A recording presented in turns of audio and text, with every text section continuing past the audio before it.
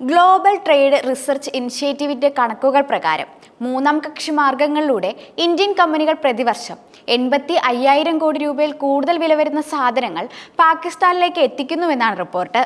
ഇരു രാജ്യങ്ങളും തമ്മിലുള്ള വ്യാപാര നിയന്ത്രണങ്ങൾ മറികടക്കുന്നതിനാലാണ് നേരിട്ടല്ലാതെ പരോക്ഷ തുറമുഖങ്ങളിലൂടെ ഇന്ത്യൻ സാധനങ്ങൾ പാകിസ്ഥാനിലേക്ക് എത്തിക്കുന്നത്.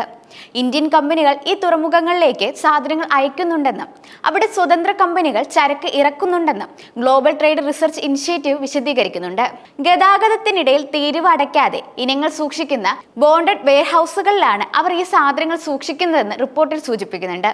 ഇന്ത്യയുമായി നേരിട്ട് വ്യാപാര ബന്ധം അനുവദനീയമല്ലാത്തതിനാൽ ഇന്ത്യൻ നിർമ്മിത സാധനങ്ങൾ മെയ്ഡ് ഇൻ UAE എന്ന് പുനർനാമകരണം ചെയ്താണ് പാകിസ്ഥാനിലേക്ക് എത്തുന്നത്. നിയന്ത്രണ പരിശോധന ഒഴിവാക്കാൻ ഒരു മൂന്നാം രാജ്യ തുറമുഖം ഉപയോഗിച്ച് ഉയർന്ന വിലയ്ക്ക് സാധനങ്ങൾ വിൽക്കുന്നു. ഉയർന്ന വില സംഭരണ, പേപ്പർ വർക്ക് ചെലവുകൾ ഉൾക്കൊള്ളുന്നതാണ്. ഇത് വിപണിയിലേക്കുള്ള പ്രവേശനം നൽകുന്നതുമാണ്. ഈ വ്യാപാര മാർഗം നിയമവിരുദ്ധമല്ലെന്നാണ് വ്യക്തമാക്കുന്നത്. എന്നിരുന്നാലും നിയന്ത്രിത വിപണികളിലേക്ക് പ്രവേശനം നേടുന്നതിനായി വ്യാപാര നിയന്ത്രണങ്ങൾ മറികടക്കാൻ കമ്പനികൾ പുതിയ വഴികൾ കണ്ടെത്താൻ ശ്രമിക്കുന്നതിനാൽ ഇതൊരു ഇരുണ്ട മേഖലയിലാണ്.